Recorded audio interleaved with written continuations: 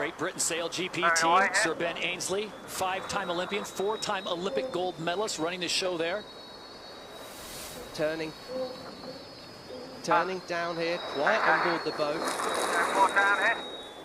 Okay, stand by, jibe. Right, turning, your wheel. Behind.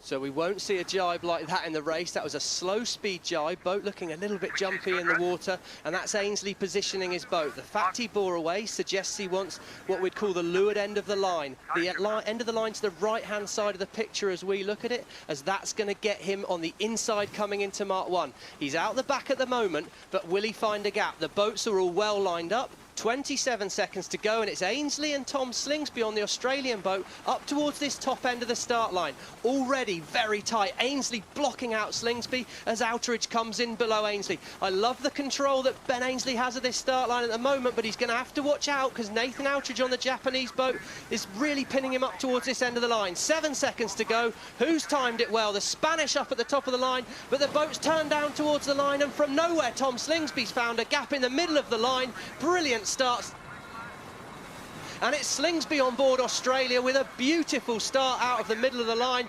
Can he hold off the fast charging Spanish as we sprint towards mark number 1? These F50 catamarans over 80 kilometers an hour.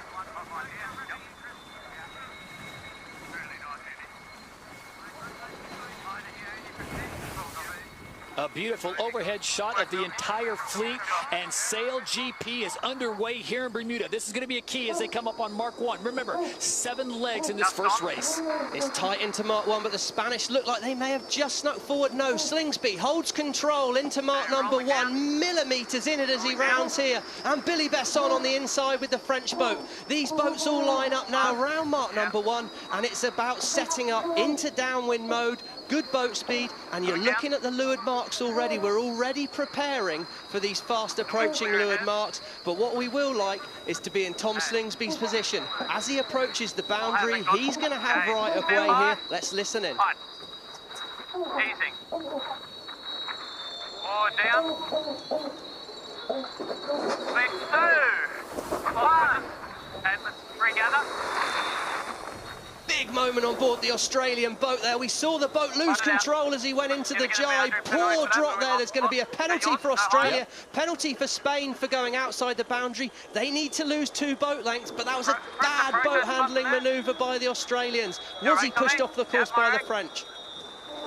And meanwhile, New Zealand going to the inside. It was Great Britain and Ben Ainslie that made the first maneuver. And Stevie, that was a major mistake for the Australians after they had that lead. He doesn't seem to be able to get the boat under control. Something wrong when the board dropped down. It was tight with the French, but it's Besson who's come out of that with the back. No penalty for the French. He clearly dealt well, and he should now be set up for a smooth rounding at this leeward gate. But look how tight these first 4 boats are. And New Zealand coming in with the right of way on starboard. All the other boats must stay out of Berling's way. Hold on to your hats, folks. Straight through here. Cruise nothing up. Got it, coming up. Well, Spain. Victory.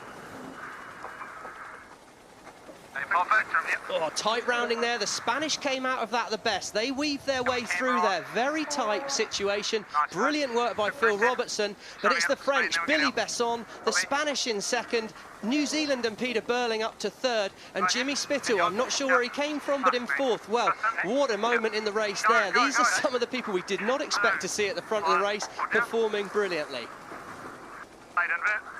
So if you like those first 2 legs, welcome to SailGP. It's like 8 Ferraris going into the carpool lane and everyone looking for the best spot. And problems on board as France gets a little loose. Big mistake in the tack there, Todd. Yes, flying the boat out of the water. We can see this first lap, the boats are so close, and you can't choose when you manoeuvre very easily.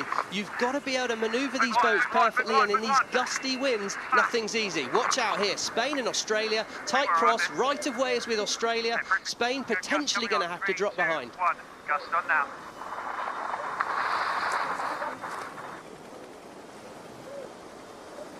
So it's Spain that dips below as they try to cross the fleet. And look at this, Australia with the penalty, so they'll have to absolve that penalty. Meanwhile, it's USA, France, and Japan out in front. And look at this change of leadership. Look how tight it is, Todd. 4 boats within millimetres as they move up the course, the ladder rung here. It's going to come down to the detail of the manoeuvres at this stage. Freddie Carr, it's all really tight early on in this race. It was very interesting looking at the tack out on that boundary. I was looking at France, USA out on that boundary, and I was looking at the bottom speed, and the French had a bit of a sticky tack. They went down lower with their bottom speed than the Americans, but they're locked together in this drag race for first place. It's really, really tight. The French are going to have the tack on the boundary. Jimmy Spittle's done a nice job. I think for me at this point on this upwind leg, Fred, I'm trying to find a bit of space. Can I sail the boat as quickly as possible? Can I make those tacks? Look at the French. They're renowned for their not having the manoeuvres quite perfect. Once again, that's 2 out of 2 tacks where they put the boat in the water. You've got to be up on the foils like the Americans are here. Keep the boat going fast. Yep. Good. One in here. Yep, copy. Well, when you got it. Yep, a little hot now. Yep, behind Spain. So, fellas, you hear all the talk on board. It's going to be 1 and in. It sounds like Spittle's pretty happy with his position right here as they come up on leg 4. I think when you're listening on board these boats, if the conversation is based in the future, that's a boat sailing well. Jimmy Spittle, 1 manoeuvre, and then he's going to be looking at coming into the gate. But it's Billy Besson, the French crew, somewhat upsetting the form guide here. He's found a good shift in the wind. He's progressed up the course fastest. That's a big gain for Besson. Bad tack, but tactically very strong. The boats are going to split the course here at gate number 2. It's the French still leading the fleet away of the first race here in Bermuda. Great action. 3, 2, 1.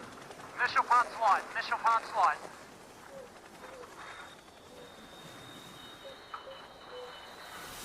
Top going. Keep that rudder in siege. Yep.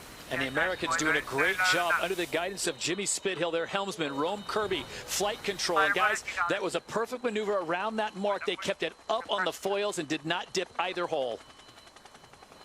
Todd, I'm now dialed into the data coming off the Oracle Cloud, and I'm looking at the fly height of the boats. Effectively, the higher the boat is out of the water, the faster it's going to go. But the higher the boat is out of the water, the more out of control they are.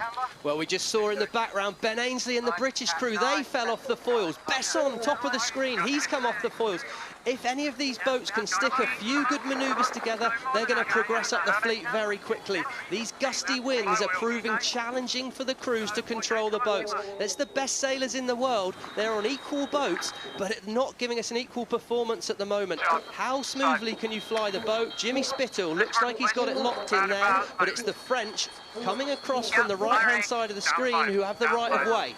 It's going to be tight as we approach the bottom. Jimmy Spittle's going to just want space, and he would like a left turn out of the bottom here. So leg 4 of 7. Besson has got to be the surprise in this race, guys. Coming to this, he was just hoping to get himself a good position, and if they could get a win, this would be huge for the momentum of Billy Besson and France. Stand by. Early board, Right of way with the French here. Very strong wind. Yeah, left wind letter. Hey guys, front up. 3, 2. Tight moment in the race there. A lot of water over the French boat. The French still lead. Spittle's misjudged that ley line, getting out the way of the French, and look how slow he is right now as he rounds the mark. Billy Besson, it's messy on board, but he's putting the boat in the right position. Tom Slingsby up into 3rd place, but charging past Spittle here, and the Spanish coming round in 4th. This is an incredible SailGP race we're seeing as a season opener here, and at the moment, here we go. French into attack. Okay, hold that. Right, thank you. François. Try not to come out too low. Freddie, I think I've been criticising the French tacks a bit. That was actually a great tack on the boundary there, Freddie. Yeah, it's a real nice tack. It almost looked like a roll tack. The voice you're hearing there, the British voice on the French boat, is of Lee McMillan. And what I like there, he's live coaching the lads around the race course. He's making sure that every manoeuvre is better than the last. I think as we move up the course here, it's all about spotting the wind ahead, trying to find the gusts coming down. Now, you can't see the wind, but you can see the wind hitting the water. It presents itself as slightly darker patches, and the crews, if they can find more wind, they're going to sail the boat faster, and you progress up that race course quickest. That's all that matters, getting to the next mark before the next boat. So here's the situation on hand. On leg 5 of 7, the French have the lead. Tom Slingsby, Australia, sitting in second place, the defending champions in SailGP, and the Americans, who were sitting in second, are now sitting in third. Great camera angle there. We can see the French to the left of the screen. The water looks a bit lighter to me. There's left wind. Jimmy Spittle and Nathan Outridge over on this side. They're in a dark patch of water as we look at the screen there. They will be going faster. Look, they're up nearly at 60 kilometres an hour. Expect a gain for Spittle and Outridge. Outridge is renowned for finding the wind. He's the wind whisperer. Great in shifty conditions. And perhaps his boat isn't being sailed as well as it could yet. But he's going to look for these opportunities on the course. Stay fast, stay fast. And as we were talking about the French learning on the job, their manoeuvres have got better throughout this race. Their bottom speed in that tack was 42 knots compared to the Australian at 35. Wow, another close crossing with the Americans and the Australians, as the Americans have to give way to the Australians, who sit in second, and it's still France out in front. Yeah.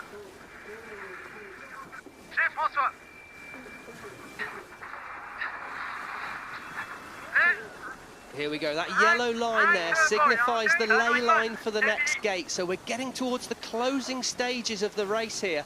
Not a lot of opportunity to make your move. Probably only 3 minutes of racing left. If the French can execute this next bear away well, and a good jibe, they're in the box seat to win the first race here in Bermuda.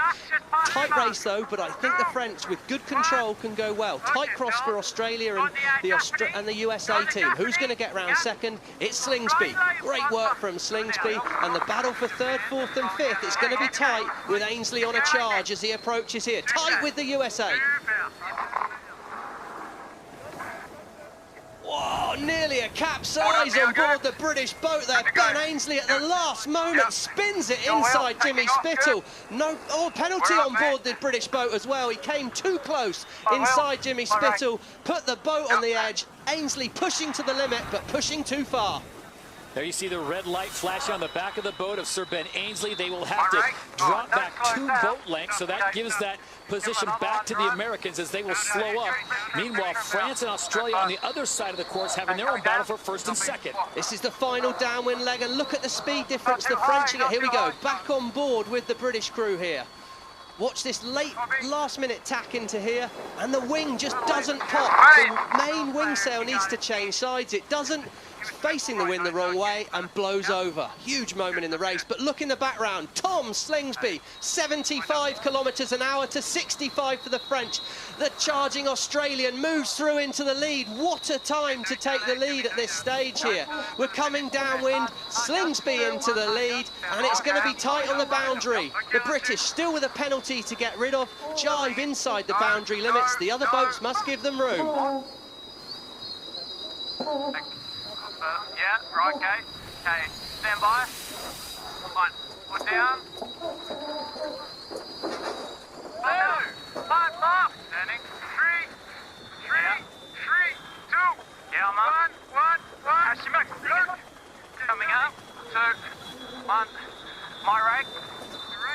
Great last jibe there by the Australian crew and Tom Slingsby, and as we close in at the finish, we can see it's tight in the fleet behind, but at the right moment in the race, when it matters, Tom Slingsby, defending SailGP champion from Australia, bringing the boat home. He was in 4th early on in the race, but he's moved through the fleet very impressively.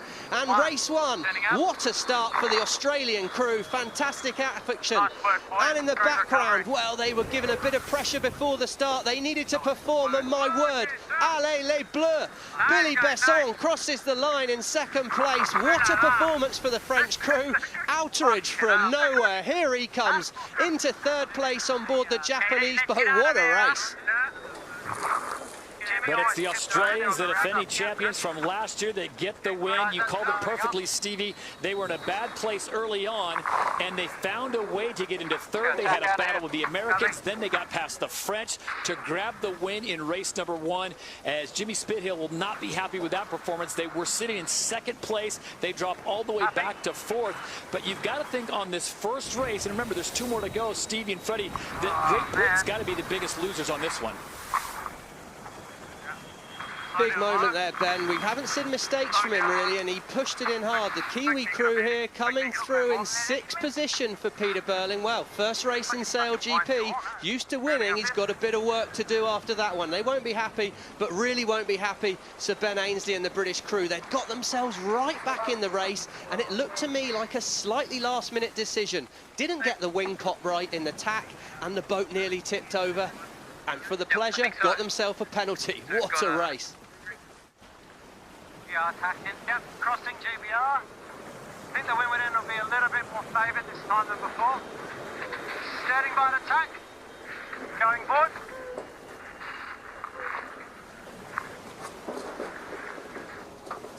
Good comms there from Nathan Outridge. He talked about the windward end of the line being favourite. That's the line, that's the end of the line to the left of our screen as we look at it. That's the angle fastest to the next mark, to Mark 1. So Outridge wants to be at that end, and don't think he's the only person in the fleet that's going to know that. 30 seconds to go. To the left of the fleet is Nathan Outridge, the white boat with the red flashes on the wing there. He's definitely positioned himself up there, and his long-term rival Burling. It's going to be a fight for this windward end of the start line with just 19 seconds to go. Who can get the boat up on the foils? It's Outridge at the windward end, and at the bottom end of the line it's Ben Ainslie, but it's all about timing now. Who's going to hit the line fastest? It's going to be Tom Slingsby inside, but Outridge, he's where he wanted to be. There's 3 seconds to go. He's up and foiling. He's where he wanted to be. What execution from Nathan Outridge, and there he goes. Outridge off the line fastest. Tom Slingsby was aggressive at the bottom end of the start line, but is Outridge right? He wanted that end of the line. He's got it, and it's Spithill out the back with a penalty as we blast towards mark number 1. It's a test of speed right now. Go on, boys, go on. Go on, boys. Come on. We go. Whoever's inside us just going to follow their line. Little soft here. Now what a great shot as the entire fleet heads to mark number 1. You saw the helicopter overhead, the beautiful waters of Bermuda, and it is on race number 2 from Bermuda. Mark 1, it's Australia and Tom Slingsby in the lead. He went so fast across there. I gave Outridge the start, but it was Slingsby that sailed fastest across there.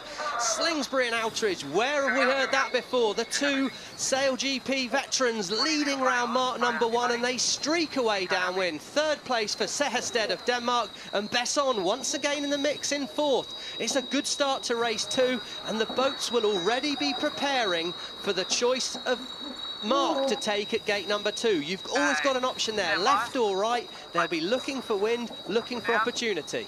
2. Light, hold, please, hold. Locked. Turning.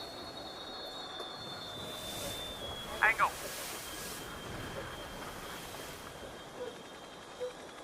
All right. Copy.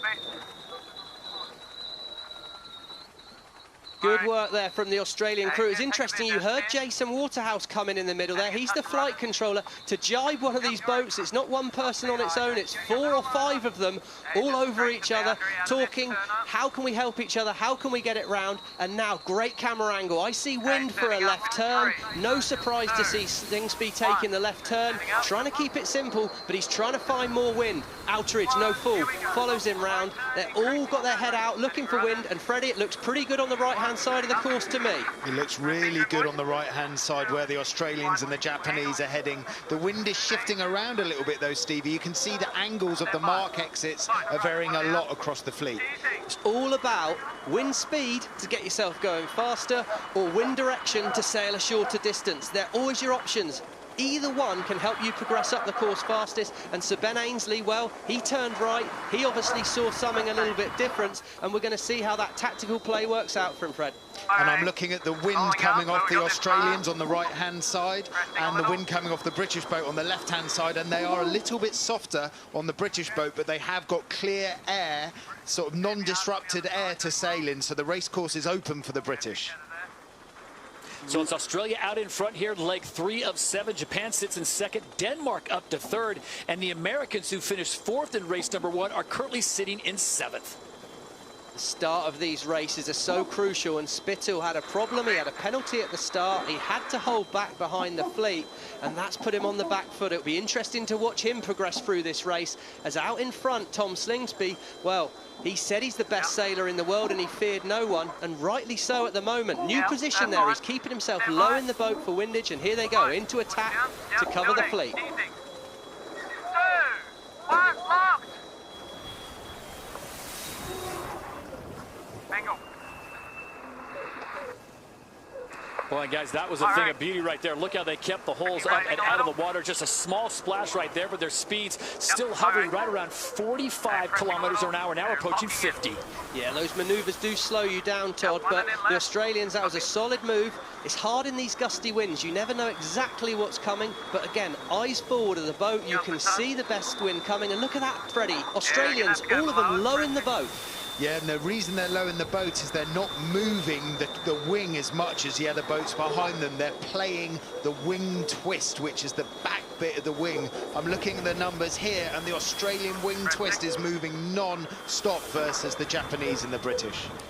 Gate number 3 coming up here, and the Australians, look at that lead, over 120 metres ahead at this stage. That yellow line on the screen symbols the ley line. This should mean the last move into the gate here, and if I'm that far ahead, I'm very keen to try and keep things simple. That's easy for me to say. I expect a left turn from Tom Slingsby and his Australian crew here, and a good chance to extend away on this next downwind leg.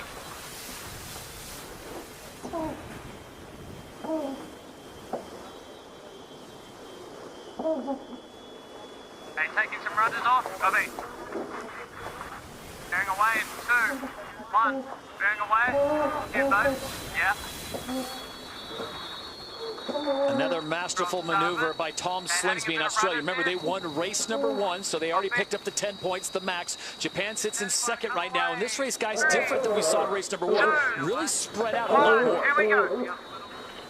Well, good rounding by the Japanese there. I love the communication coming off the boat. In this gusty condition, communication is key, Todd.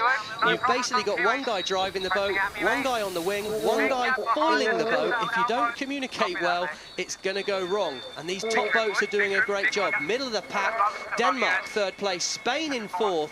And Sir Ben Ainsley, he's back in 5th. He will not be used to that. Not a lot of the race left. We're halfway through this race now as we come downwind. 3, 2, 1, locked.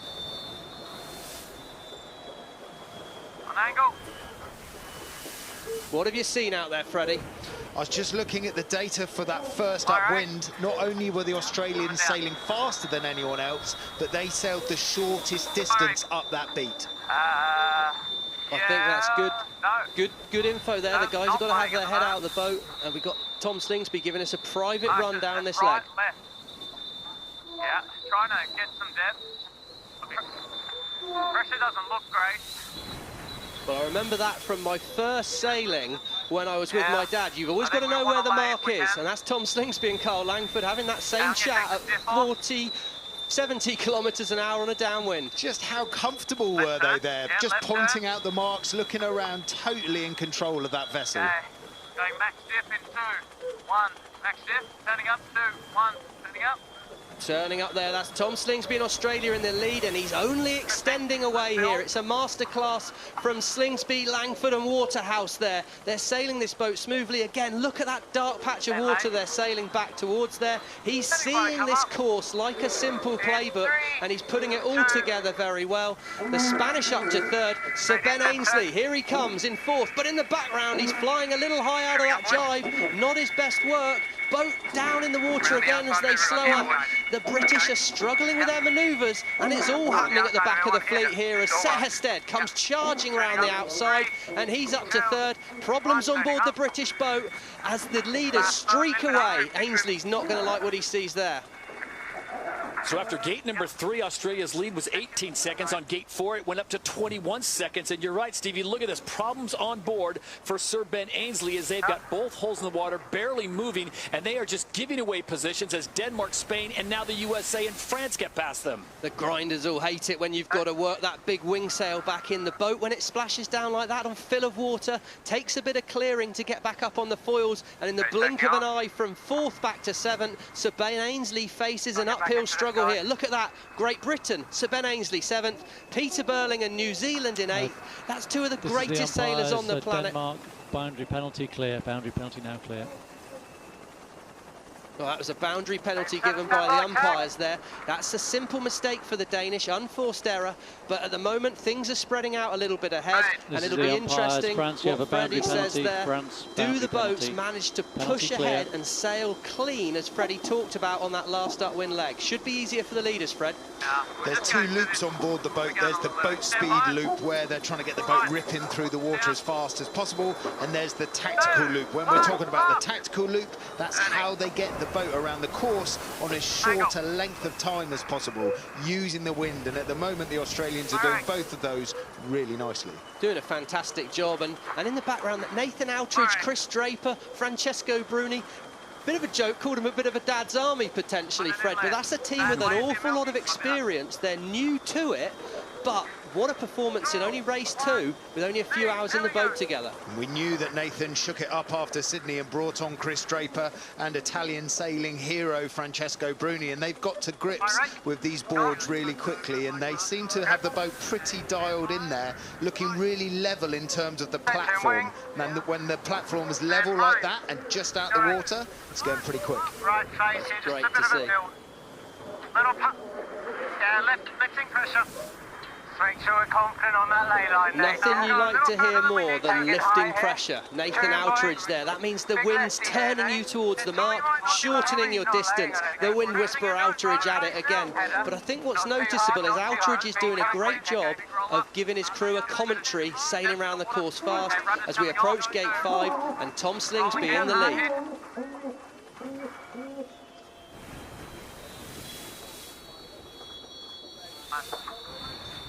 Okay, adding rudders. Might not make it, let us want it in here. Rudders. So Slingsby in control of this race. 18-second lead at gate number 3. Went up to 21 seconds at gate number 4. And as Japan comes around and Nathan Outridge, it's now 24 seconds. So he's adding 3 seconds, guys, almost every gate. But Tom Slingsby, really, this race started at the very beginning with him getting an amazing start. Well, this is the 2 boats that had the 2 best starts, Todd. There'll be no coincidence there. We'll get analysis from that from Freddie Carr, I'm sure, as things goes on. And what's noticeable, 6th, 7th and 8th, Spittle, Ainslie and Burling. Who thought they'd see that on SailGP? But at this level, if you make mistakes, if you start behind, it's not going to be easy. And streaking away, as you said, Tom Slingsby and his Australian crew. Look how smooth things look on board there, Fred. Yeah.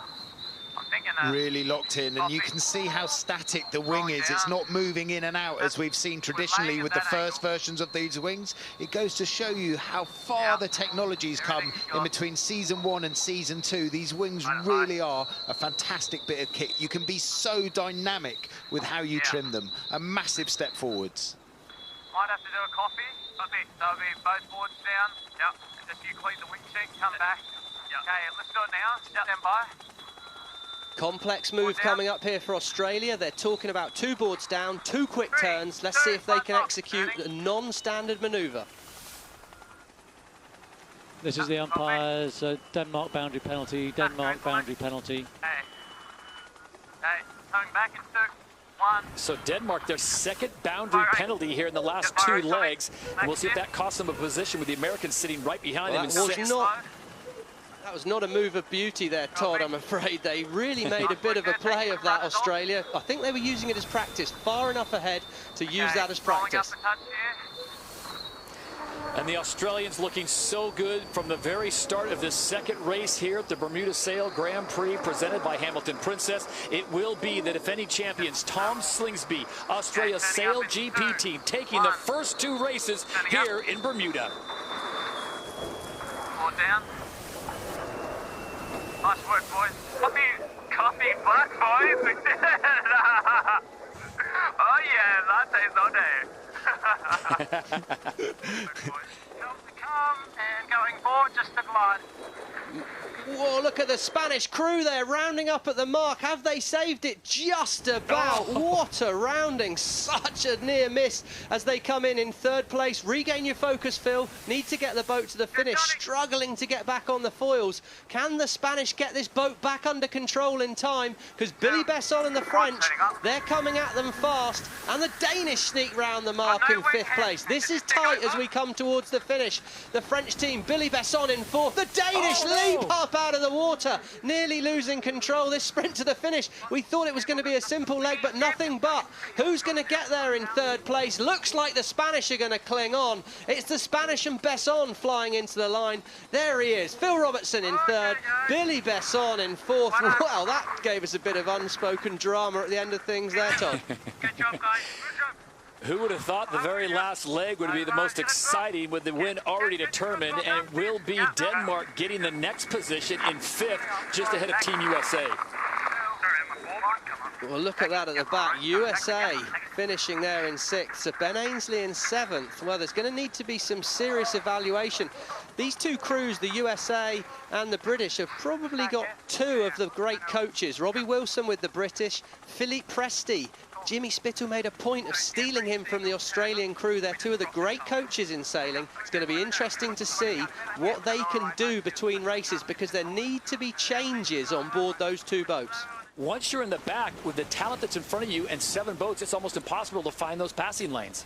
Suddenly all things shut down when you're at the back of the fleet, don't they, Freddie? You're just completely out of options really, really quickly here. And that's what makes the start so crucial. 56 seconds to go here. The French trying to dive in on a gap there. Very tight on board the French boat there. Small crash on board things there. Let's hope there's no damage. Really tight moment. Besson diving in there. Umpire coming on. This is the umpire's penalty France, relative Denmark. Here we go. Penalty to France, relative to Denmark. Look at him dive inside there, Besson. How's the Danish team supposed to get out of the way?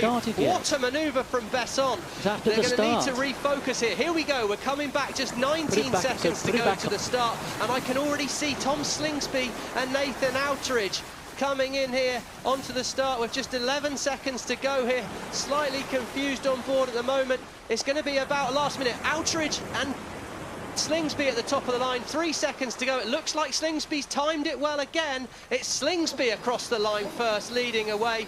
Ben Ainsley and his British crew, great start out the middle of the line. And the New Zealand team of Peter Burling, that's a little bit more we're used to seeing there. Ben Ainsley back off the start line. Great work from the British crew there, and he should have control as we move into mark number 1.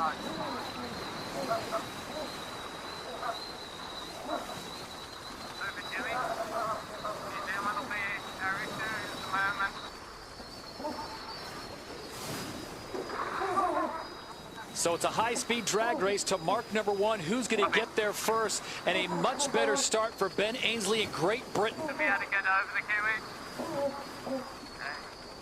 Mark number 1, it's Great Britain and Ben Ainsley round first. Tom Slingsby in second place, and Peter Burling dives in third place there. Ben Ainsley now, he's got a chance to make a very clear plan as we head downwind. We're on board with Tom Slingsby, second place at this point. Stand by. Come on, 4 down. Yep. 2. 5 plus. That was a very clear jibe on board the Australian boat there. That was some slick work from the Australian crew out in front of the New Zealand crew. Ben Ainsley, well, the British crew, they touched the water there. That wasn't perfect. Small gain for Slingsby, and in the background, Outridge has had to jibe away in 7th place. Not the best start for the Japanese crew there, but it's Peter Burling and his New Zealand crew now. They're in this race, but they've dropped from 3rd to 5th already, just not quite tight enough on their manoeuvres. And at this stage, they're going to be planning ahead to the gate.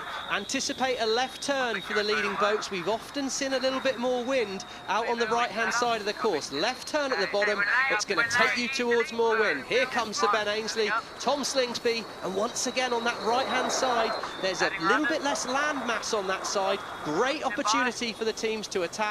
And in fact, Sir Jimmy Spittle there, up to 3rd place. Great rounding from Spittle, but it's the Australians first to blink as they tack away from Ainslie, looking for clear air. Right, turning.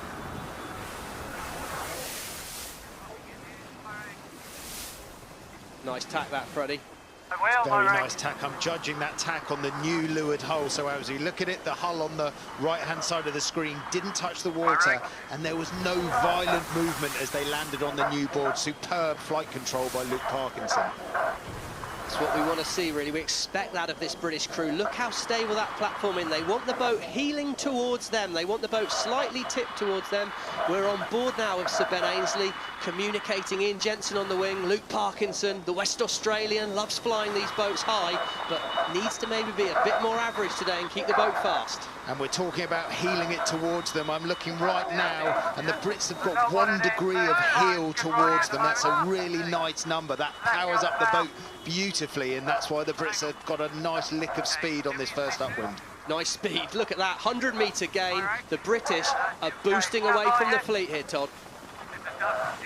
What a performance by Ben Ainslie, out of the top 3 in race 1, finishing in 7th in race number 2, and now an opportunity here in race 3 to get the top spot and 10 points. And guys, let's not forget, as we get to day number 2, that final race, that podium race, you definitely want to be in that.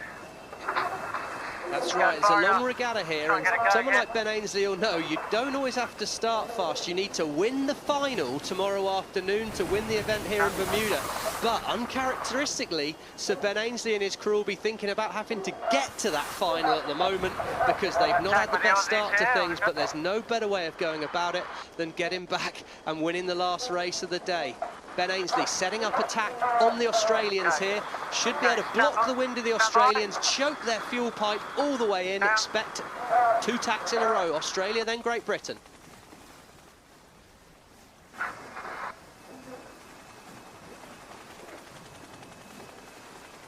All right. This is going to hurt the Australian crew here, Freddie. Good opportunity for the Americans and Spittle. Can he get back into the race, Freddie Carr?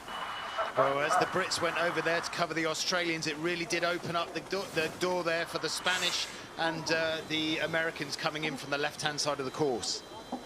We're coming into gate number 3 here. It's Sir Ben Ainslie in control, but Tom Slingsby, he just will not go away. Can Phil Robertson squeeze round the mark in 2nd place ahead of Australia? I don't think so. His speed's slow because he's trying to steal a bit of distance in there, and it's going to be Sir Ben Ainslie and the Great British team round 1st.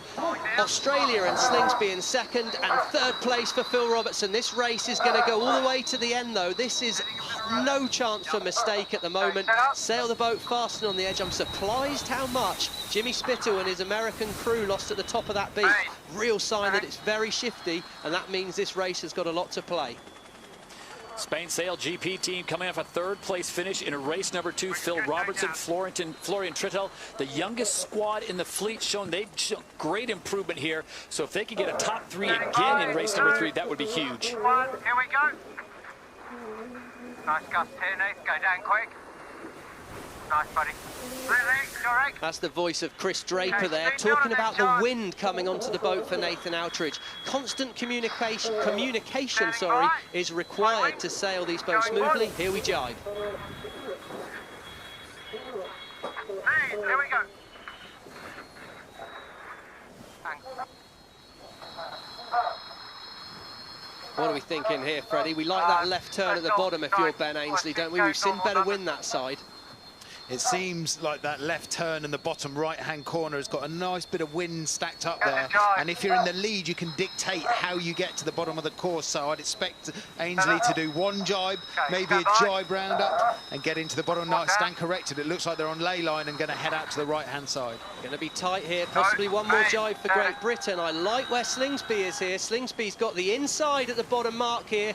Could be a sharp jibe for Slingsby. It's going to be really tight. No, he dips behind. Great last-minute decision by Slingsby. Here we go, the two boats split the course. It's absolutely neck and neck, but I like where Tom Slingsby's heading. For me, good call by Slingsby, heading to better breeze. And Sir Ben Ainsley, has he seen something we haven't? Because I love what Slingsby's done. Stand by. And it looks like Spain and the USA like what Slingsby's done as well, as they're going to follow him to that side of the course. So a roll of the dice right now for Sir Ben Ainsley, who's in desperate need of points for his squad here in race 3. Well, this is the final upwind leg of the race, and this is the last chance for these teams to make a move, Freddie. And I'm looking at the wind speeds on the boat from Australia and Great Britain right now. The Australians have 35 kilometres an hour and the British only have 30. More wind speed translates into more boat speed. The right-hand side has got more wind speed. Could be a good call by Tom Slingsby then. We're moving upwind here nicely. The boat's pushing right out to that right-hand boundary. They obviously like what they see there. And this cross, there we go. Look at that, Freddie. We're not as stupid as we sound. That's a gain for Tom Slingsby.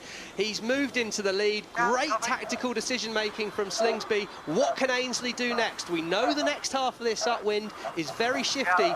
Opportunity is out there, Todd. This race is still not over, despite the fact we're coming into the last 4 or 5 minutes of it. Well, especially what we saw in the second race on that last rounding by Denmark and Spain. So everything left to play for here. And if you're Australia, you are doing no wrong. Winners of race 1 and 2. Angle. That's a lovely tack by the Australians. They're used to being out in front, and they're sailing this boat nicely, Freddie. Sailing the boat really nicely. I'm going to get a little bit geeky here. The rudder differential, which means the difference between the two rudders, sucking and lifting, is the same. The camber in the wing between the Brits is the same, and the wing twist is the same. This is a tactical race. Tactical and on starboard tack with the right of way, it's Sir Ben Ainsley. There does seem to be more wind that side as the Australians dip behind. It's another lead change on this upwind leg. Once again, Sir Ben Ainsley finding more wind this side. That surely means, as we come to the top, advantage Slingsby as he's sailing towards more wind. There's 5 metres in it with just 300 metres to go until this final upwind gate. It's going to come down to who finds a gust in these last few minutes, and Sir Ben Ainsley looks like he's got something there at over 60 kilometres an hour. Okay, stand by. Flight back. Big angle change for Sir Ben Ainsley there. He's turned away, but now he uses that to his advantage. Tack towards the mast, potentially going to save some distance here. This could be a masterful move from Ainsley, but he is on port tack. Wind coming from the left-hand side of the boat. If Australia's close, that's going to mean that he has to keep out of his way. But no, Sir Ben Ainsley, well, he's found something from nowhere, and he's crosses ahead, but I think they're going to split the gate at exactly the same time again. Any mistakes now, and this race is done. I like where Tom Slingsby's turning. He leads for me around the gate number 5, and it's all about the downwinds leg here. Who's going to push hardest? How do you sail these boats fast down here, Fred? Identical bearaways there. Really high pressure moment in the race for the pilots as they go from low speed upwind to high speed downwind, and both Waterhouse and Parkinson nailed those bearaways, setting up a crucial jibe on each boundary. We know Luke Parkinson, he loves to fly the boat high. The higher you fly the boat, the faster you go, but the more on the edge you are. I can guarantee you Luke Parkinson will be pushing this to the absolute limit. Let's hope he doesn't push it too far.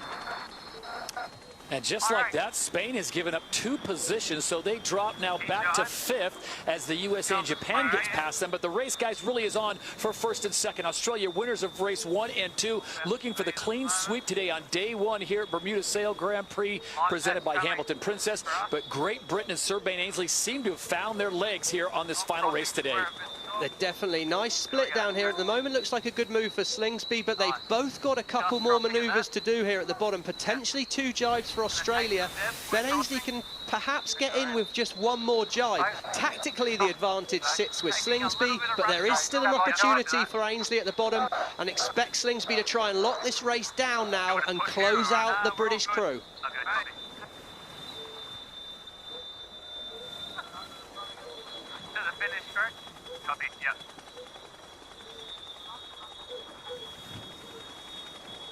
Oh no, at the moment it looks like Slingsby, oh that's my bad call there, Slingsby's managed to get the boat down. There was no opportunity for Ainsley. That must have been a magical mode that Carl Langford found with that big wing sail, because he didn't look like he was making the game for a while. And at gate number 6, could this be 3 from 3? Wow, what a comeback to SailGP. He's had a year to think about the beating he took from Ben Ainsley in Sydney, and what a way to turn it around and deal with it. Pure class from Tom Slingsby, Carl Langford, Jason Waterhouse, Sam Newton. And on board the Australian boat here as they cross the finish line in first place. That's 3 from 3. What a performance there, and that's high fives, and now well-deserved high fives. A clean sweep for Australia's SailGP team with Tom Slingsby at the helm. Great Britain comes through off of that 7th finish in race number 2, so a big push up the ladder for them into 2nd place, and it looks like the Americans are going to hold on for 3rd. But guys, what can you say? Tom Slingsby, you touched on it, Stevie. After that beatdown, you know Slingsby was not happy about what Ainsley got done on their home waters, and he repaid him right here in Bermuda. It was a really, really tight race. It's a nice comeback from Jimmy Spittle in this race. Got himself up through to 3rd. He had a very dodgy moment in the middle of the race. They won't have enjoyed that. And for me, probably the guy most under the pressure at the beginning of the day was Billy Besson, the French skipper. He's really not performed as we can expect. But if he can keep ahead of Japan on this sprint to the finish here, it's going to be 3rd place for Jimmy Spittle and the USA crew. But on board France, Billy Besson, with that new addition to the crew, Lee McMillan, I think they're going to come away from today really quite happy. They'll have answered a few critics, me amongst them.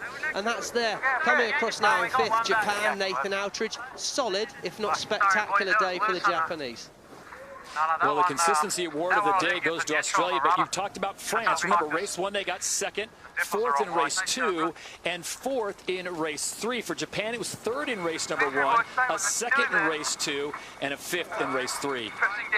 Well, and here we go, this sprint to the finish. Here we see Todd, the Danes, pushing hard in here, but at the back of the picture, that's not something anyone in the sailing community expected. They came in with the tag of the greatest sailors on the planet, the Kiwis, Burling and Toot. Well, they're new to these boats, but there's a lot of crews that haven't had a lot of time in these boats out here, and they're going to need to go ashore tonight and have a very, very serious debriefing, because for Peter Burling and Blair Took and that crew to be finishing back in 8th place, well, that's something none of us expected. Not only finishing 8th place in the final race of the day, but they finished in 8th on race 2 as well, behind Great Britain. And as you pointed out, though, they're probably the least amount of time on this boat, so they will figure it out. 2 of the best sailors in the world, of course, coming off that tremendous campaign to defend the America's Cup in Auckland earlier this season.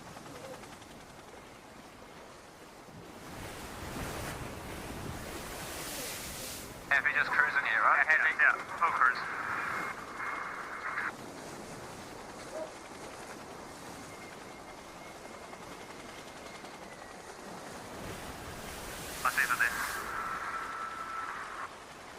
There we are with the Australian crew in the warm-up before the start here. Not a lot of time to start by the look of it. 48 seconds here on the clock, and the crews will be really already in that build-up to the start, trying to find the run-up to things. There's the Australian boat, slowly turning the boat towards the line, and as we come in overhead. So there's the course as we get set to go now, down to 30 seconds in the pre-start. And Freddie and Stevie, this is key, especially with the wind that they're dealing with today. This start will be absolutely crucial, and we can already see the British crew up on the foils. 18 seconds to go till the start. It's the British crew of Ben Ainsley. He's pressed by Tom Slingsby, and they're coming into the line with just 11 seconds to go. Once again, this end of the line, the Spanish and Phil Robertson controlling the situation. Phil Robertson looks to have timed it well at the top end of the line. line. It's going to be tight. He looked early to me. Penalty, Phil Robertson, over the line early. He must drop back behind the fleet. Slingsby now, he's away from the line there. He's got to get Phil Robertson out of the way as they dash Spain towards mark number OCS, 1. Spain OCS, target behind France. And this will be a critical point in the race. They talked about the high winds and how tricky it is. Up on and 3, coming down a little now.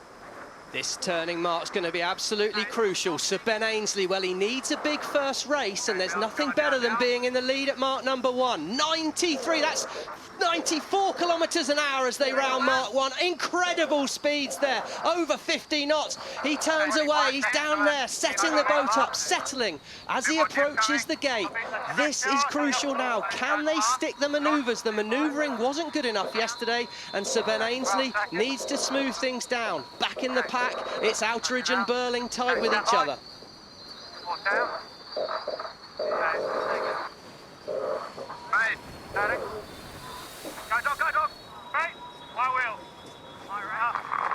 Heard the transfer there. Ben Ainsley handing over to Ian Jensen, the wing trimmer. They have to swap roles in the boat there, and not their best work on board the British crew. You could hear Ben Ainsley say, go pop, go pop. He's talking to one of the boys on board about when to pop the wing, the all-important moment to power up on the new jibe.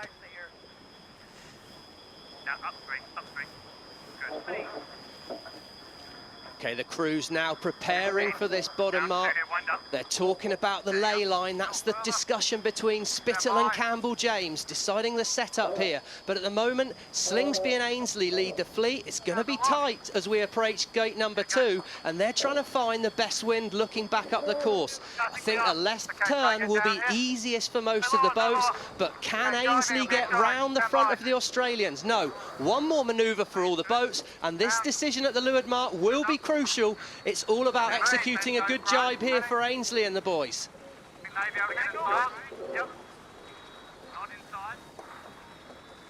So they make their way now to the next gate, and this will be critical as they make their way upwind. Now, guys, remember the speeds will dip just a little bit as another big dip for Great Britain. Australia follows around on that side of the course. So it's Great Britain, Australia, Japan, New Zealand, and the USA currently in 5th, with France, Denmark, and Spain bringing up the rear.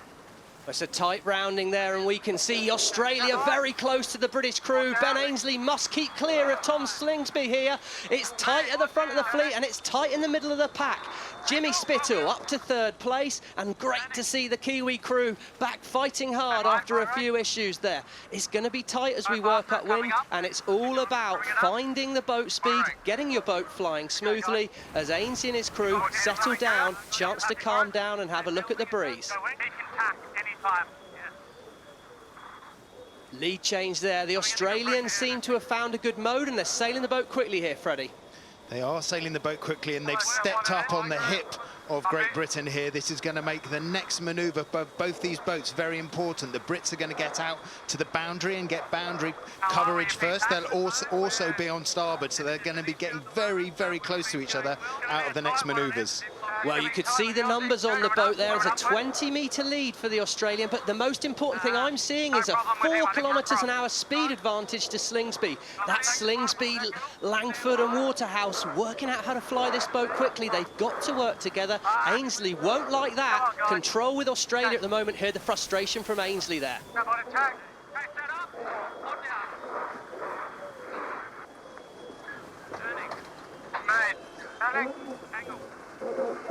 So the Australians are the first ones to tack just ahead of Great Britain and Sir Ben Ainsley as they have taken the lead. If you weren't with us for yesterday's action, Australia won all 3 races. Now remember, there's 2 races, 2 fleet races, and then only the top 3 boats will move into that sorry to interrupt. race. We've got a big issue in the middle of the fleet here. Nathan Outeridge, very late to manoeuvre, and he's collided with the US crew. This is a big moment on board here. The Japanese boat on board the American boat. Hopefully no one's hurt, but that was a big misjudgment from Outeridge. These 2 boats are really stuck now, Freddie. The leeward shroud of the USA boat is cutting the bow of the Japanese boat off here. This is a major, major collision. Here we go. On starboard tack, the American crew and Spittle coming in on port. Nathan Outeridge had to keep clear, but misjudges it.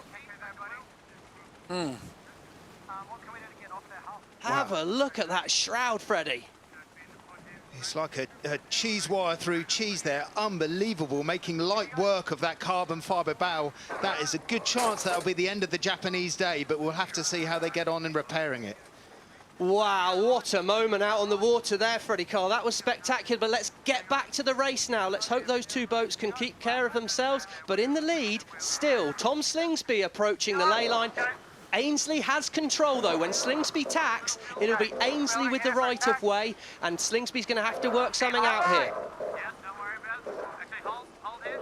Coming up. Tight cross, here we go again. Ainsley has the right-of-way. Slingsby must keep clear. Surely a protest there from Ainsley.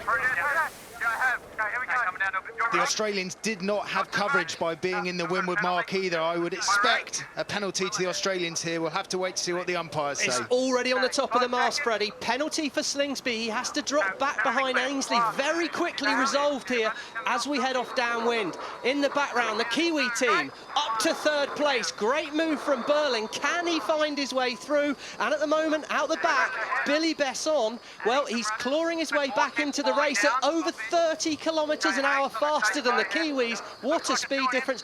Fourth place is the French team, but it's Burling and Took in third at the moment. Can they burr the boat away? Stand by. Stand by. Stand by, that's Ainsley telling the crew to get ready for this board drop. The board goes down onto the lock. He spins the boat. Now look for the wing pop. There's the wing pop, the land on the new angle. Really hard to land the wing there. Go, tight rule moment. Ainsley on starboard. Slingsby must keep clear. Ainsley has to spin the boat to stay clear there. What a dramatic moment there. Ainsley keeping clear. Too much there from Tom Slingsby. Big mistake, and he could have seen that coming. But anyway, it's not cost him too dearly at this stage as the Australians fall off the foil in the background. 77 kilometres an hour for the British, and the Australian crew on two hulls at only 44 kilometres an hour. Big gain for Ainsley. He needed to deliver in this first race to give himself a chance at the final. Wow, that guy knows how to deliver when it counts. And while the racing goes on, you see the Americans and Japanese boats just now making their way up on that leg 3 as everyone else has moved down to leg 4 of 6. This is a race between the British and Australians right now. It's a tight race. Good jibe by the British on leg 4 here. They've got one more upwind leg, that's all. So at the moment, total control to Ainsley. Only 2 kilometres of this race left as they head back upwind. It's about 4 or 5 minutes of sailing. So great control for Ainsley. And how are we seeing as they sail the boats, Freddie? I'm looking at the jibes on this downwind, and the Brits have extended with their jibes. Both of their entry speeds into the jibes at 80 kilometres an hour. The British bottom speed is 60 kilometres an hour, and the Australian bottom speed is 40 kilometres an hour. The Aussies are losing in the manoeuvres right now. Well, we did see a terrible jibe on that leg, but at gate 4, it's the British crew of Sir Ben Ainsley in the lead, a commanding, dominant lead. And behind him, Tom Slingsby. Well, the boat doesn't look as smooth as yesterday. These are ominous signs for Tom Slingsby. Still looking good to come round in second. Oh, capsize on board the US. Jimmy Spittle and the crew there. Let's hope they're all okay. But that's another ramification. What a race Spittle's having here. Disaster for the US crew. Here we come back on board. Look at this. They're just cruising around and they're just clearly having a problem. The wheel stuck down to leeward there and the boat just blows over. Wow. Ramifications from that first crash. But let's get back out onto the race. Often these boats are so hard to control at low speed, and that's what we saw there. You take your eye off the ball at low speed and it's easy to flick it in. Well, we're back on the race now, Todd, and it's looking good for Ainsley at the moment, really good. Tom Slingsby top of screen in second, but it's Peter Burling and Blair Took in third place at the moment, sailing the boat nicely. Let's watch their tack. Pressure slide here, should be fine for 1 and in. Just want to keep on the lead angle at the moment. That was a Yeah, bad New Zealand tack. looks Look a at lot better. New Zealand looks a lot better than they did yesterday, guys. Remember, they got a 6th place, an 8th place, and an 8th place in the 3 races yesterday in day 1. Yeah, sorry to interrupt you there, Todd. That was a really not great tack from the New Zealand crew there, showing they've still got some teething issues, but look how smoothly the British are sailing their boat here.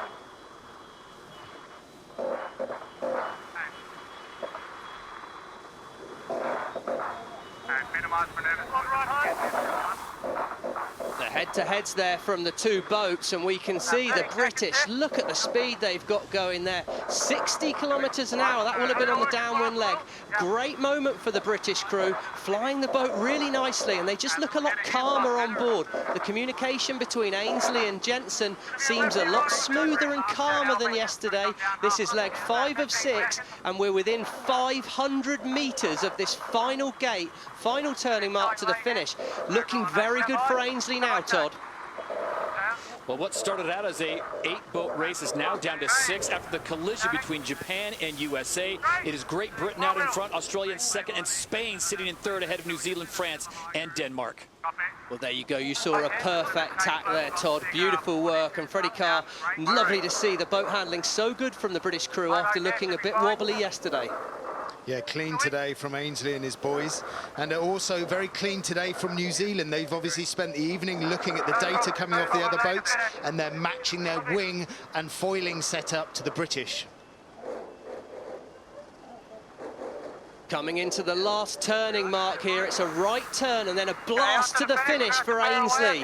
Here we go, just 30 seconds to go. Gate number 5, and a dominant performance from Sir Ben Ainsley, Ian Jensen and Luke Parkinson. They'll have had a serious talking to last night from their coach, Robbie Wilson, I'm sure. They've clearly ironed out a lot of the problems, because right now they're showing the fleet a clean pair of heels, and let's remember, it's all about getting to the final for Ainsley. If he can make the final, he's still got every chance to win this event here in Bermuda. Race 4 here in Bermuda, and it's Sir Ben Ainsley with the win. Great result.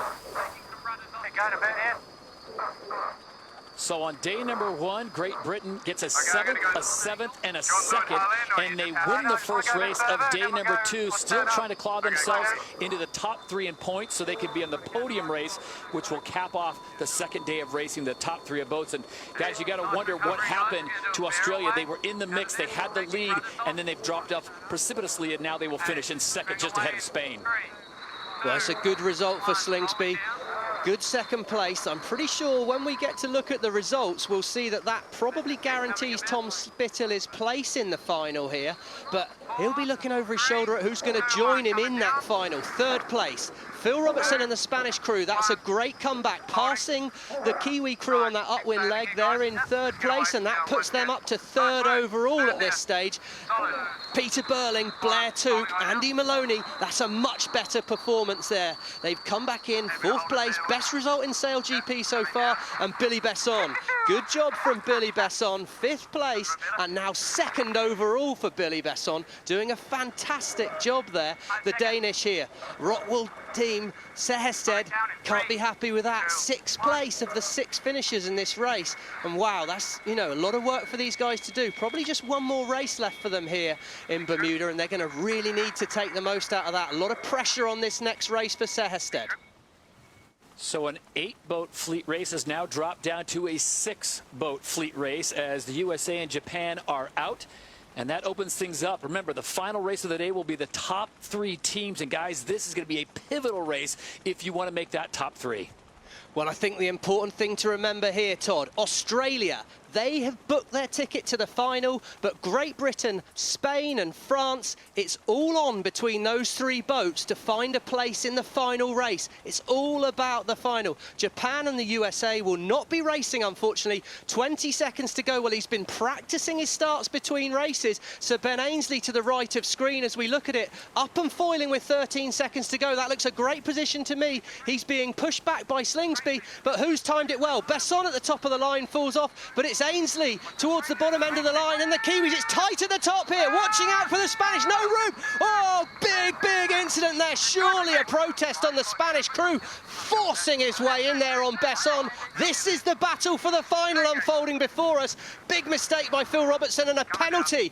Barging water at the top there, didn't have room to come in, and that's a big mistake as the Kiwis streak away in first position as we head towards Mark 1. So Ben Ainsley in second place. Penalties, this is the umpires. Penalty Spain, double penalty Spain, double penalty Spain.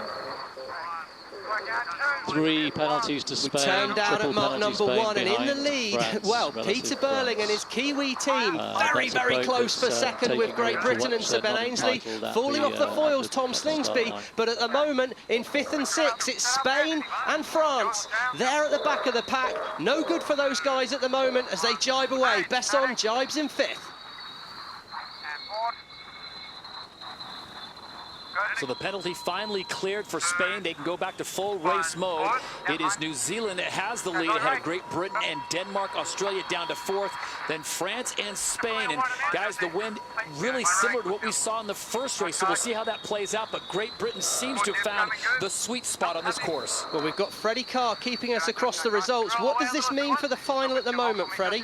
Right now at the final, this is great work for Ainsley and his crew. He's got the 2 boats that he needs to beat behind him in terms of the French and the Spanish. And right now he's got the Australians wedged in between them as well. This is exactly what Sir Ben Ainsley wants to see coming into the first leeward gate. And there's been a lead change. He's moved into the leads there, Sir Ben Ainsley. When he jibes onto starboard, the black boat from New Zealand must keep clear. The advantage lies with Ainsley at the moment, and the crews are planning for this bottom gate as we speak. I liked the right turn last time. Freddie keeps it nice and simple, finding space, and here goes Ainsley manoeuvring the boat. What will the Kiwis do with him Oh, here? it's late for the Kiwi boat. Oh, it's a late jibe there. That was pushing it. That's going to go to the umpires for me. That was a very, very marginal call by Peter Burling and his crew. And Ainsley, well, he's changed the lead back at the moment. The Kiwis holding advantage as we approach gate 2.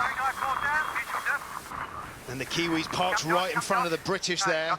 They're now paying the price by having a low slow mode into the leeward mark. If Ainsley keeps the boat on the foil, it could be good. Australians coming in with pace. Australia coming around the outside, and Besson coming around the outside in second place from nowhere. That move has killed the British crew, and here come the Spanish. Phil Robertson passes Sir Ben Ainsley as well. What a moment at the bottom of the course there. The Kiwis parked in front of the British crew, and it's all change on the leaderboard. Australia lead, Besson and France in second, Robertson and Spain in third, and back to 4th from 1st. It's Ainsley. It's all on for Sir Ben Ainsley to find his way into the final now as the 2 boats, Australia and France, approach the boundary here.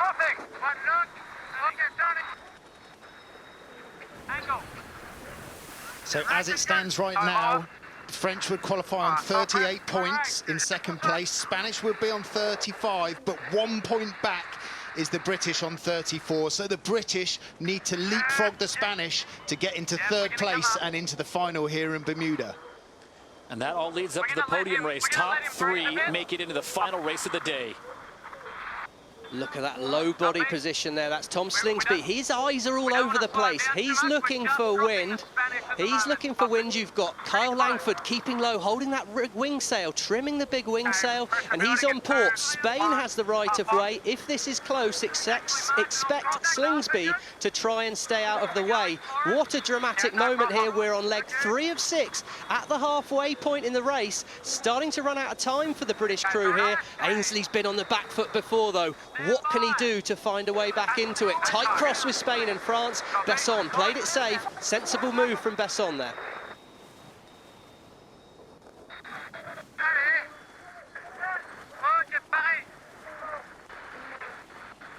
It's as simple as Ben Ainsley needs to overtake the Spanish here to get himself into 3rd place. Currently in 4th place, 1 point behind the Spanish.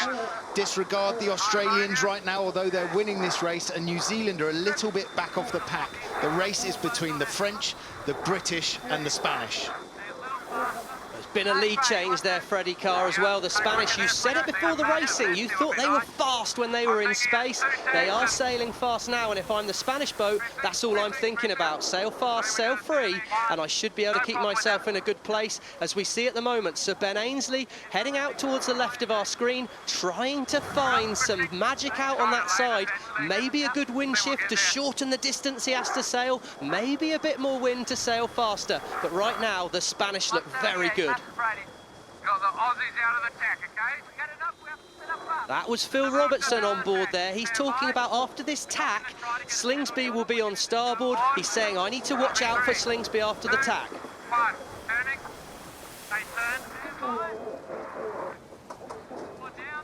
Whoa, Phil Robertson nearly falling overboard there, spinning the boat. Boy, he's managed to avoid the Australians, but that's not a good moment for Spain. Wow, leaps out of the water. What a moment in the race. Freddie Carr, that is an incredibly close tack. Phil Robertson almost fell over. The grinder fell in board. Will that be the manoeuvre that sends them from first to fourth and then out of the three-way final? Where are the Brits? It's the French tacking over ley line, coming into the left-hand side of the screen. It's Sir Ben Ainsley on starboard tack. He has the right of way. Phil Robertson must keep clear. Looks to me like Ainsley's back in the box seat as we approach the top gate on leg 3 of 6 here. Here we go, turning around in the lead. Australia and Tom Slingsby at gate number 3. Besson and the French crew in second place, but it's Sir Ben Ainsley in third place, and I think that puts him back in the final. What a race we have here as he shoots away downwind. Phil Robertson and the Spanish, they need to get back in it. It's on them now. They have to make things happen in fourth. And Peter Burling back in 5th place, coming up, still on the back of the pack, very much in this race. Only one mistake behind. So with the current positions, I have the French in second place on 29 points, the Brits on third on 27, tied with Spain on 27. If they're tied on points, it goes on to who did better in the last race, and that would be the British. We're on board the Spanish here. This is a tack. Phil Robertson said, watch out for the Australians after the tack. He spins the boat. He knows he has to turn it fast. He flies up. The boat flies a little high, but he nearly flies overboard. The grinder loses his feet, and he spins behind, but there's no one flying the boat. And look at that, the G-force. They've gone from around 60 kilometres an hour to nothing. Look, dipping behind the right-of-way boat. He must do that to keep clear, but just there they lose control of the boat. And wow, what a moment in the race. We come back to the fleet, and Sir Ben Ainsley, well, he's up to second place. He's sailing that boat very fast today, Freddie Carr. He is indeed, and the Australians say crossing ahead of Ben. They're still confident of their first place. Ben Ainsley, by moving up into second place, doing 80 kilometres an hour downwind, has given himself a little bit of a buffer against the Spanish here, just putting 1 foot into the final three-way shootout today. How are you enjoying this, Todd? Unbelievable as we watch it play out, and Freddie Carr working the abacus to keep us in stretch of who is going to be into that third and final race. Top 3 boats into that podium race, with Australia leading Great Britain, France, and Spain. And guys, you have to look back to that maneuver by Spain. That really was the turning point. What a moment, and I can assure you in the studio here, I've never seen Freddie Carr look so confused trying to keep up to speed with these place changes that are happening around us. But on board the boat there, it's coming into this final downwind gate, gate number 4, just one upwind leg left. Tom Slingsby in first place, but the fast-charging Ainsley is sailing this boat very well. He's up to second place. Besson, it's not pretty, but he's doing a good job tactically of keeping the boat in the race. Whitewater, as he went past in the background there. He's in third, and it's Phil Robertson. He needs to make something happen on this final upwind lend, but the wind to me looks quite even across the course. No huge obvious gain. There's shifts in it, there's gusts in it, there's opportunity to progress up that course faster than another boat, but there's nothing obvious.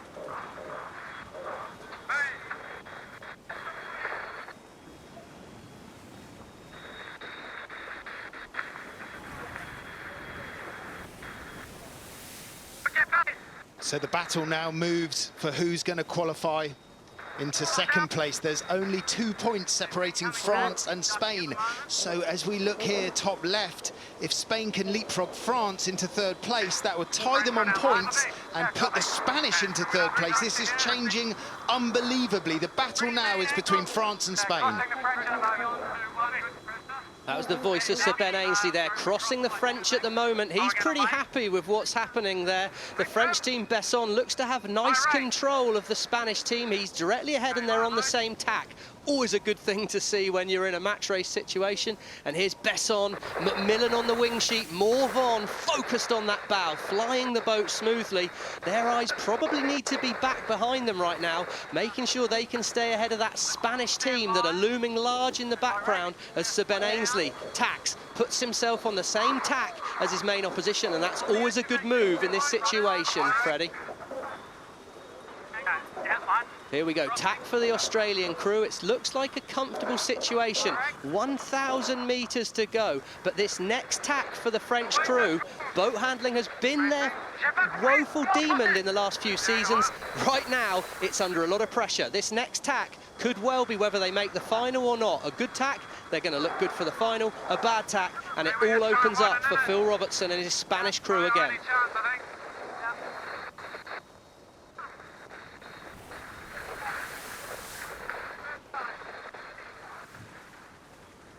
It's the second last leg, just 800 metres until that final turning gate. And actually right now what I'm seeing is Billy Besson sailing faster than Sir Ben Ainslie, and he's actually neck and neck with the British. Watch their tack.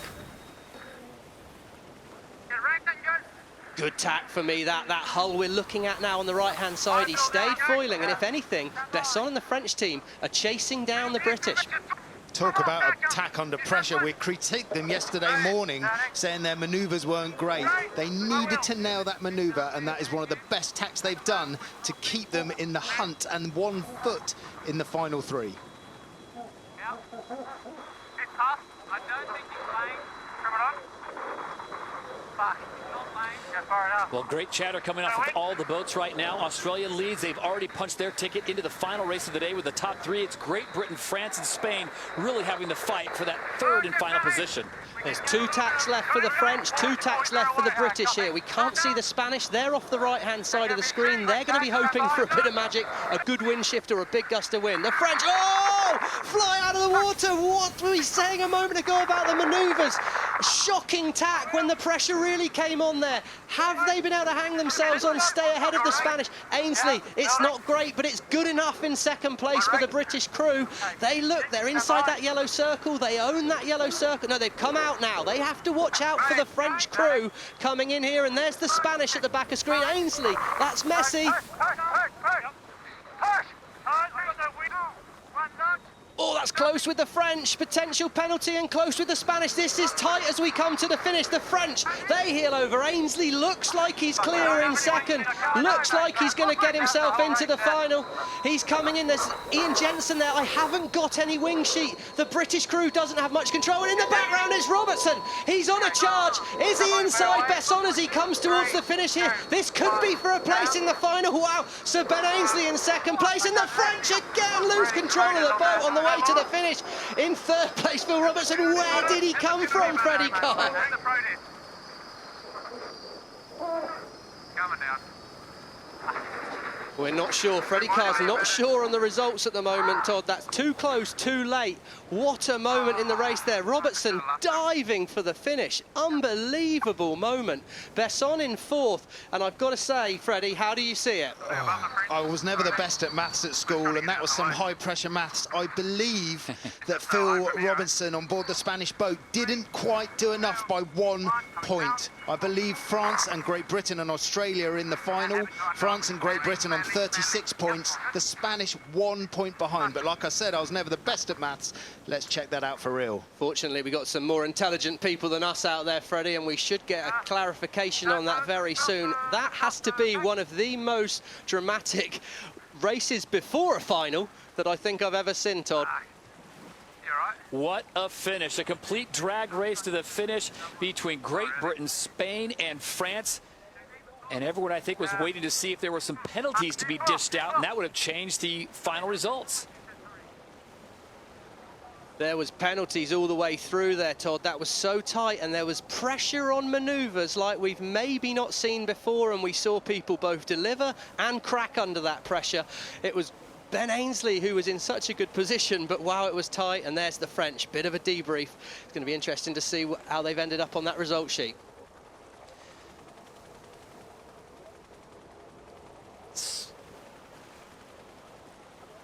So Australia wins race number 5. They are into the final race of the day. We'll have to sort out who is in it with them. You're watching SailGP from Bermuda. 2 races down, 1 to go. This will be the podium race. It'll have Australia, Great Britain, and France, and they have earned the right to be into the top 3, and we are less than a minute away. So Stevie Morris and Freddie Carr, this is a moment where you can kind of catch your breath. Now that you have the entire track to yourself, just 3 boats doing battle, how is this going to change the strategy as we come up on 35 seconds to go?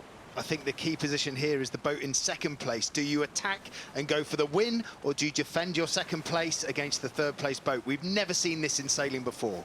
Well, here we go, 22 seconds to go, and up and foiling, it's Tom Slingsby and his Australian crew. To the right of screen, it's Sir Ben Ainslie. That's been the place to start all day, towards the right of the screen. Slingsby currently pushing the French team out. There's no way the French can come in. Big gap between the Australians here. 6 seconds to go. Who's timed it right? Slingsby turns the boat down at over 87 kilometres an hour. Clear start there, Slingsby. Wow, timing incredible by the Australians. And now it's a drag race. Fastest position here is to the Australians, but can Ainslie get in the way? Australia must keep clear, and it's now over 90 kilometres an hour. We drag towards mark number 1. Slingsby against Ainslie. This is a battle of strength, and on the inside, Ainslie has control.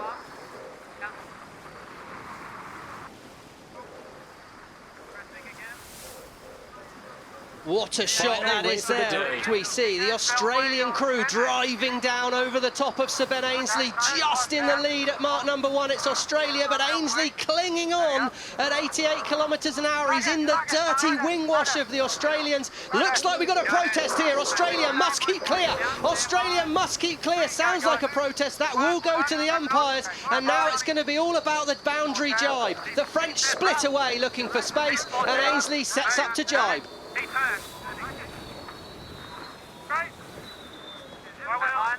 Simo jibes on board the boat. What an incredible job by the British there to stick in that really hard position in the wing wash of the Australians, and now they're doing the same bit back to them. They're putting their dirty air on the Australians, and the French are sailing clear and free.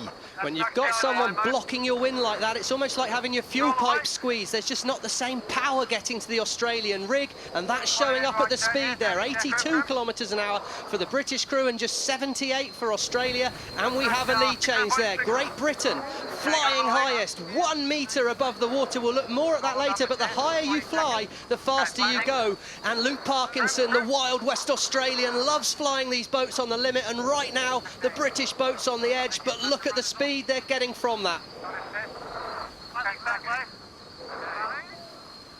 by. What are you thinking around the speed, please? Stand by. Full time. He sets up. Jibing there on board the French boat, and it's the British jibing at the same time. This will be a ley line for the gate here. Tom Slingsby jibes on the inside. Can he cut the corner on Ainslie? They look like they're good for the mark. Yes, gate number 2, total control to Sir Ben Ainslie. He'll love that the Australian crew is following him around this mark. Right turn, wide in, tight out. That's what we want to see round here. And now Slingsby's going to need to make something happen. And just before they got to that leeward mark, the wind speed went up to 40 kilometres an hour, so 21 knots in old money. This is now getting pretty lively in terms of wind speed out there. Stand by. Stand by. Yeah, go, Daddy. Australia first to tack away there, and he's quickly covered by Sir Ben Ainslie. We wondered how this race would play out. Ainslie clearly seeing it very much like a one-on-one race with Australia at the moment, with Australia France some 160 metres behind. Expect to see this battle play out here. Slingsby needs to make the race move back to the middle of the course and then start throwing a lot of tacks in. Is that how you'd approach it, Fred? Yeah, exactly that. Shut the race course down. I'm looking at the data coming off the boats as I did yesterday when these two are going toe-to-toe, and their setups are absolutely identical. It's a test of how the sailors sail this boat and how they manage it tactically around the race course. This is fast becoming one of the big rivalries in sailing. Slingsby mentioned how he hated losing in Sydney. He was so good yesterday here in Bermuda, but right now Sir Ben Ainslie is in the lead, and they set up to tack here. It's going to come down to the crew's handling skills. And this could be an opportunity for the French to get out of phase with these two boats. They're locked in third place now. Do something different. Try and shake it up a bit. Try and get a gold or silver medal from Bermuda. over him here. Hands clear. And it's worth noting the points do not transfer from the previous 5 races. So this is the race for the win here at the Bermuda Sail Grand Prix presented by Hamilton Princess. Someone will be hoisting the trophy. And there we go, Sir Ben Ainsley. He drove down over the top of the Australian and he's forced that mistake the Australians are making there. What a moment. That was Sir Ben Ainsley. So aggressive in that move there, Freddie. Really aggressive by Ainsley. At the precise moment he put the wing wash onto him, Ian Jensen shot the twist of the wing down and put maximum dirty air onto the Australians. Freddie, you just love the data you get from this Oracle cloud, don't you? Unbelievable. On board the boat, Freddie Carr, basically here. And we see now Ainsley's chosen this moment in the race to split. He must be confident that he sees more wind, because giving Tom Slingsby on the left of the screen there that much distance, that's a chance for the Australian to find different wind and a chance to get back in the race. High risk for me here from Ainsley. So they've both got one tack to do to go into the windward gate, I believe. We're in a bit of that wind split here. Let's have a look at the wind speeds coming off the bow, and they're pretty similar. They have got 32 knots, 32 kilometres an hour for the Australians, and the same for the Brits. The pressure is even over the course. Right here. Yep, can work it up. Are we looking on there for a cross? Yeah. Yeah, we're clear across. I think we're away. Yeah, high mode. Gate number 3 here. Sounds like that. That was Ian Jensen there talking to Sir Ben Ainsley. I think we'll lay. That means I think we'll make this turning at gate number 3. If they do, that will have been a manoeuvre saved, and they're looking good on the Australians. The Brits are a little bit slow in a high mode here. This could set them up for a massive manoeuvre if they choose to bear away. They're only doing 43 kilometres an hour versus 35, 65. A big bear away here for Parkinson. As the speed will rocket, they need to nail this bear away.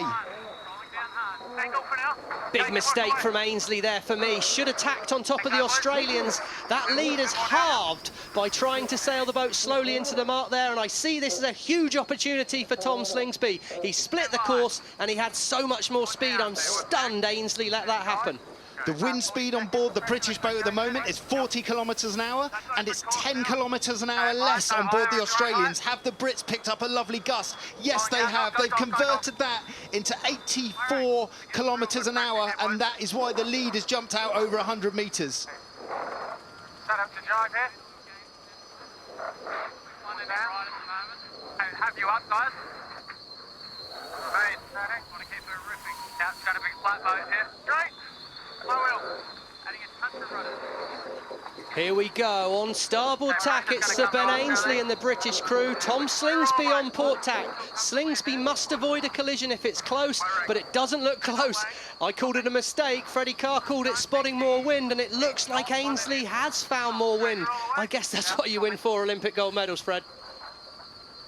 Exactly, much like the danger zone at the windward mark bearaway, we got the bottom gate here. We know that the crews have been struggling on these small 18-metre wings in over 40 kilometres an hour of breeze. Big roundups coming here where the wing trimmers have to be all over the throttle on the boat.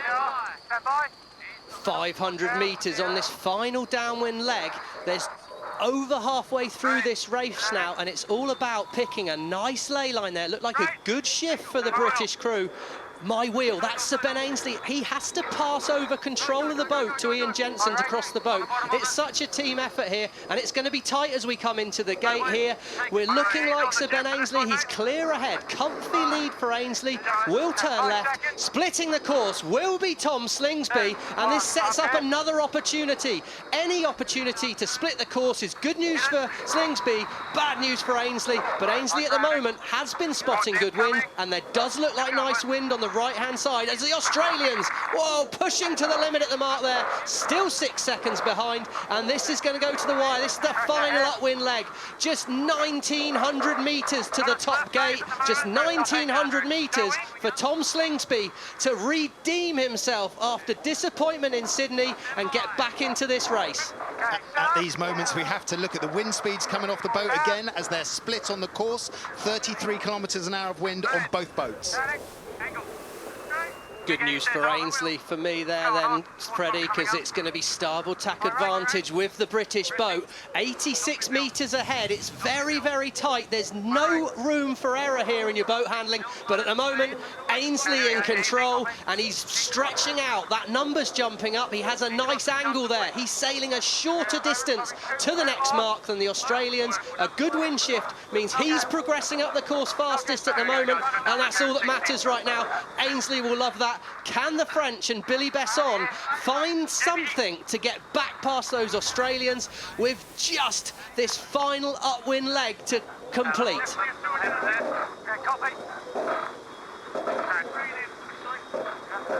So over 200 meters is the lead for Great Britain. Remember, Sir Ben Ainsley came into this event. He finished 7th twice in the first 2 races, and he has rebounded nicely here on the final day at the right time. Todd, you're only as good as your last race, and there's never more true than that than in SailGP, where this final is winner takes all. Ainsley didn't look great yesterday, but my word, he was heard to be coming out of the lift in the hotel this morning, absolutely firing, and he's turning out on the water. Those ladder lines on the course show us how quickly the boats are progressing up the course, and at the moment, 150 metres ahead of the second place Australian, and with the French crew not even in the picture, just 600 metres and maybe 2 more tacks separates Sir Ben Ainsley from victory here in Bermuda.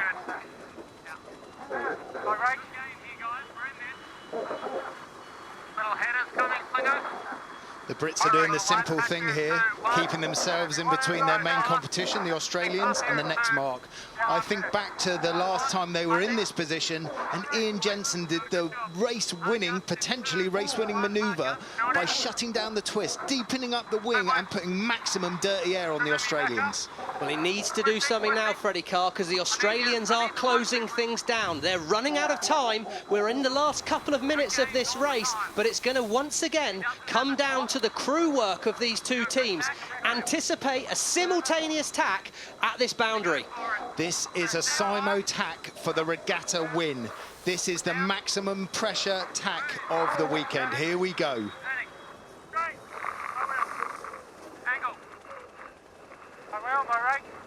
Great tack there from Ainsley, great tack there from Spittle. It all depends on the ley line. It's now a chance to shut it down. Slingsby is going nowhere, but at the moment, as we approach the last mark, it's Sir Ben Ainsley shutting the race down. Brilliant tactical racing there from Sir Ben Ainsley, and now it's the sprint to the finish. Here we are in Bermuda, we're back. The racing has never been tighter, and from nowhere, Sir Ben Ainsley, 4 times Olympic gold medalist, Ian Jensen Olympic gold medalist, Luke Parkinson round the world yachtsman. There's Matt Gottrell Olympic gold medal. No, sorry, it's Neil Hunter on the bow there with Richard Mason pumping hard on that grinding pedestal, and they are going to be the winners here in Bermuda of SailGP Bermuda. What a comeback from Ainsley, and how much is that going to hurt Slingsby? Nice, buddy. Right, come back. Yes. Well done, lady. There we go. Well sailed, mate. Well done, big man. Ready for Belway? In what? Coming through in 3rd. Sorry there, Todd.